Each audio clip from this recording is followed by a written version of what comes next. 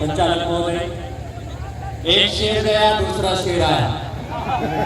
ये मेरे शब्द नहीं है, भंवर दादा के शब्द है मेरे लिए 2014 में। दोस्तों, आज जो दिख रहा है, ये जो जनसैलाब दिख रहा है डूंगरपुर की इस आदिवासी धरती पर, आप सबको ये सफेद काले नीले पीले सफेद लाल पीले झंडे जितने भी दिख रहे हैं, गमछे दिख रहे हैं, उन सबको देख खुश हो गया है कि वास्तव में इस धरती पर ट्राइबल ही टाइगर है। और टाइगर के भेड़ियों की नहीं चलती, लोमड़ियों की नहीं चलती, और ये छोटे मोटे दलाल ऐसे घूमते फिरते रहते हैं, इनसे डरने की जरूरत नहीं है उनको। ये तो आते रहेंगे और इनको हम लात मार के भगाते रहेंगे। दोस्तों, ये आदमी आम आदमी नहीं है जिसके लिए आज आप इकट्ठा हुए हो। चार प्रदेश जिसको हम भील प्रदेश बोलते हैं, ये सिर्फ राजस्थान नहीं है, गुजरात महाराष्ट्र से लेकर पूरा संपूर्ण राजस्थान, मध्य प्रदेश जिसमें शामिल है, इतने राज्यों के एक आदिवासी इकट्ठा हुए यहाँ पर। ये मात्र एक टेलर दिखाना है। अब पूरे देश के 10.5 करोड़ आदिवासी बाकी है। यदि आप नहीं संभलते हो, नहीं सुधरते हो, तो बिरसा मुंडा याद दिला देंगे, टंट्या भील याद दिला देंगे, और ये राणा पुंजा भील की धरती है जिसने मेवाड़ राज्य दिलाया, उस राणा पुंजा भील की भी याद दिला देंगे आपको। ये आडू पांडू लोग नहीं है, ये मामूली खून नहीं है। ये 8.5% जिस डीएनए की बात कर रहे हो, ये इस धरती का मालिक है। क्या गलत किया भैया? राजस्थान की सरकार क्या कर रही है? महेंद्र भाई ने पूछा, मैं भी वही सवाल पूछना चाहता हूं। इस प्रदेश की सरकार एक तरफ जब कन्हैया टेलर की मृत्यु होती है, उसका मर्डर होता है, तो घर में जाके 1 करोड़ का चेक दे के आते हैं, रातों रात मीडिया पहुंच जाती है, पूरा प्रदेश बंद हो जाता है, गांव बंद हो जाते हैं, लेकिन वहीं पर एक दलित आदिवासी युवक 3 साल का बच्चा छात्र मर जाता है, पानी पीने की गलती करता है गैर आदिवासी की मट्टी पर, तो उसके लिए कोई नहीं चाहता है।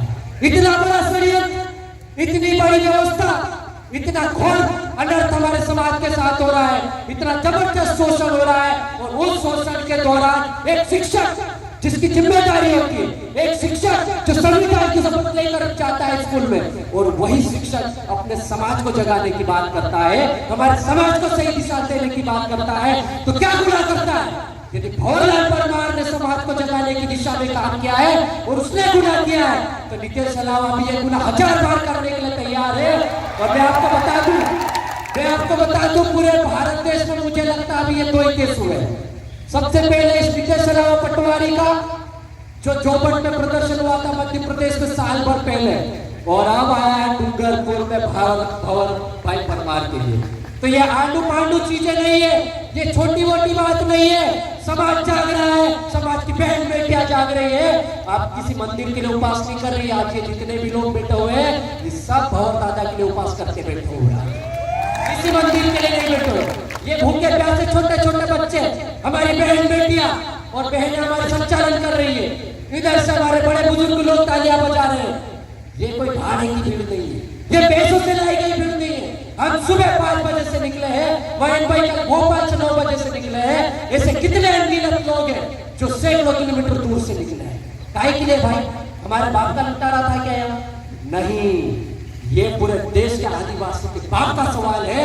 भंवरलाल परमार मात्र एक आदिवासी नाम नहीं है, वो सिर्फ वैचारिक गुरु नहीं है, वो आदिवासी समाज का एक बेटा है, होनहार खून है, बिरसा मुंडा का खून है, टंट्या भील का खून है, राणा भागेरे का खून है, राणा पुंजा भील का खून है।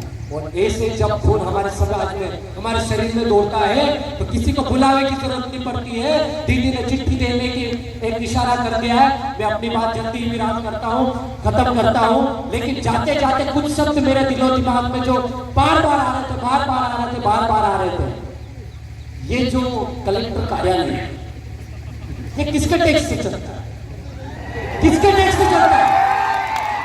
आप हम सबके टैक्स है। उसमें गरीब भी देता है, मजदूर भी देता है, दलित भी देता है, पिछड़ा भी देता है, किसान भी देता है, एक उद्योगपति भी देता है, एक शासकीय कर्मचारी अधिकारी भी देता है। उस टैक्स के पैसे से हमारे जिले में किसकी पदस्थापना होती है? हर एक अधिकारी कर्मचारी की। लेकिन हम जब ज्ञापन देने आते हैं तो ये लोग नहीं सुनवाई करते हैं। लेकिन कोई चट्टी पट्टी वाला आ जाए तो फटाक से फाइल कर देते हैं। भाई क्या कारण है वो?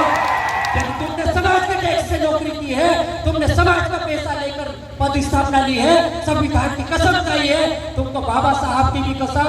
और ये आदिवासी समाज है ना, बदुआ बहुत बुरे देता है, सुधर जाओ, संभल जाओ, नहीं तो ऐसे श्राप देते हैं हमारे लोग तो पहले बंदूक में से गोली भी नहीं निकलने देते हैं। नहीं तो याद कर लो, मानगढ़ इसी प्रदेश में है, इसी प्रदेश में है, और वहीं से भंवरलाल परमार है, और यहाँ के लाखों की संख्या में भंवरलाल परमार पूरे देश में पैदा हो गए। किस किस को बर्बाद करोगे भाई? किस किस के ऊपर एफआईआर करोगे भाई? कितने लोगों को अंदर डालोगे? तो आपको ये बहुत बड़ी चुनौती है, चेतावनी है। अंतिम पंक्ति यही थी मेरी, सुधर जाओ, समझ जाओ। ये 5 उंगलियां बराबर नहीं है, लेकिन संविधान की एक उंगली बहुत खतरनाक है। ये बाबा साहब जो बोल रहे हैं, ये इसी उंगली से लिखा है संविधान, और ये देश संविधान से चलता है, किसी धर्म ग्रंथ से नहीं चलता है। तुम्हारे बाप दादाओं से पूछो, उससे पहले कोई था क्या? तो उस चीज पे अमल करो।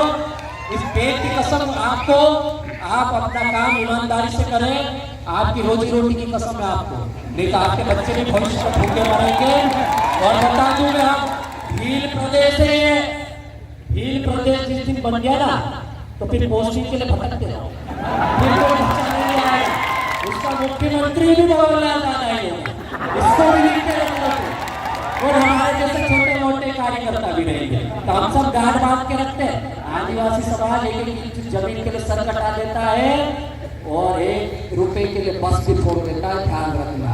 तो ये खून हमारे अंदर, चिढ़ाओ मत, परेशान मत करो, और ज्यादा परेशान करोगे तो फिर टंटा बिरसा बन जाएगा, तो फिर हम संभाल नहीं पाएंगे। तो बहुत बहुत धन्यवाद। जाते जाते अंतिम नारा, जय जोहर का नारा है। इधर पीछे किसी का नहीं है, वो तो बैठ जाना। जय जोहर का नारा